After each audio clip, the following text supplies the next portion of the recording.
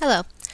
Today I'm going to use the medium of Windows Movie Maker to talk about Richard Wunderli's Peasant Fires. Peasant Fires, the drummer of Niklashausen, centres on events in Niklashausen near Würzburg in Franconia in central Germany in 1476. The eponymous drummer of the title is Hans Behem, a shepherd who had amazing visions of the Virgin Mary. Mary ordered Hans to preach to his peers, and she denounced the vanities of mankind because they had nothing to do with the proper worship of the Holy Family. She promised that those who lived in luxury were doomed to lose their privileges, and that the nobility, knights and clergy would lose their wealth and status, and that even the Pope and the Emperor would be brought low, and all would have to live like the poor peasants they exploited. Her diatribe was particularly vehement against the clergy, who, instead of behaving like proper shepherds to their flock, behaved in a manner insolent to God, wallowing in their pride and greed. Most terrifying to the German authorities was Hans's report that Mary had ordered that all clergy should be killed. Hans soon attracted tens of thousands of peasant pilgrims to the Marian shrine in his valley. They came following an urgent impulse to ensure their salvation, to demonstrate their anti-clericalism, to express concerns about religious reform, and to endorse some kind of social revolution. A heady mixture indeed. The Virgin had told Hans that those who came to hear him preach would be offered absolution of their sins, and moreover this service would be free of charge, unlike the Church, who charged high prices for indulgences.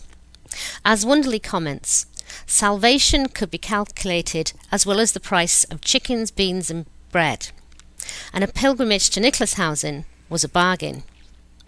Hans was quickly arrested, tortured and burned at the stake. His persecutor, Bishop Rudolf of Würzburg, however, is not necessarily the demon of the piece, for he was actually a reformer himself, who was striving to address corruption in the Church. Wrapped up in this tale is the opportunity for the reader to at least try to grasp the texture of the world that provides context for these events.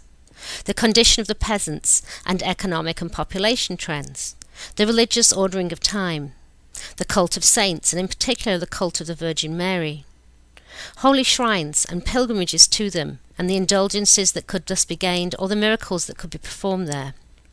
The popular culture involved in carnival and the inversion of a world turned upside down. The mendicant movement of friars, such as the Franciscans, who preached in towns. Anti-clericalism and reformers within the Church, and those that lived on the margins of society, heretics, witches and Jews. And also the judicial processes. And underpinning it all was the guilt, anxiety and hope of salvation pertinent to all Christians in a Europe in which nearly everyone was a Christian. The framework of the book follows religious time, and his chapters are organised around major liturgical events, the Carnival, Lent, Walpurgisnacht, and the feasts of Corpus Christi, the Visitation of Mary and St. Margaret.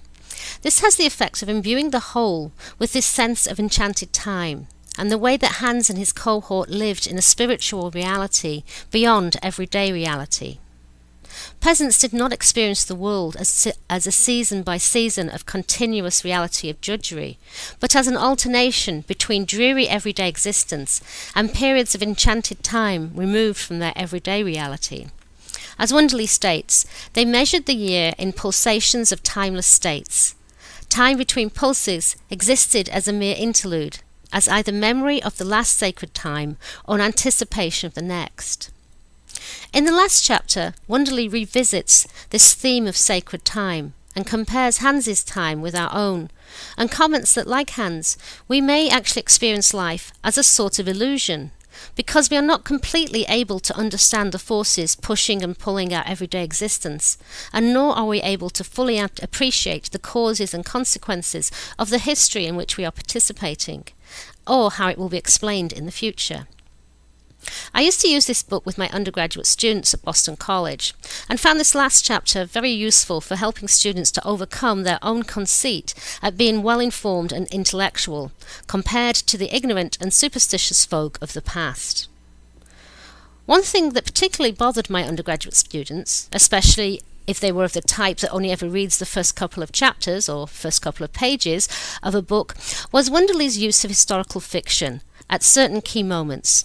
The first being at the very beginning of the book, where after a 3-page description of Hans's vision of Mary, Wunderli states simply, "I made most of that up."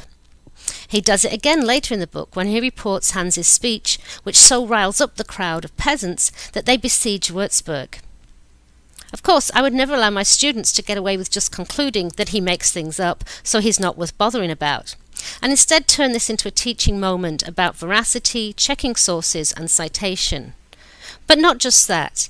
This also provides a good opportunity and a good example of how historians reason from evidence to narrative, how they take fact and construct a cogent way of delivering the story. Peasant Fires is a very sophisticated book, but it does not lose its readers in complexity. Rather, it seeks to immerse them in it, allowing the experience, albeit as a vast remove, of some of the tensions and trends being played out in Niklashausen.